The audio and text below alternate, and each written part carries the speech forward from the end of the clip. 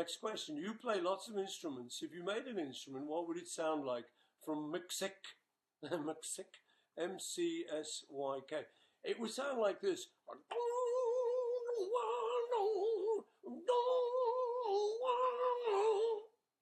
It would consist of one long string, a couple of milk bottles either end, and then you would hit it with a twig.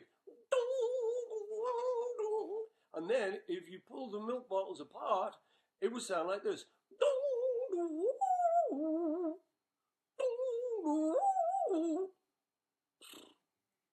I mean, let's not get that silly, okay? But anyway.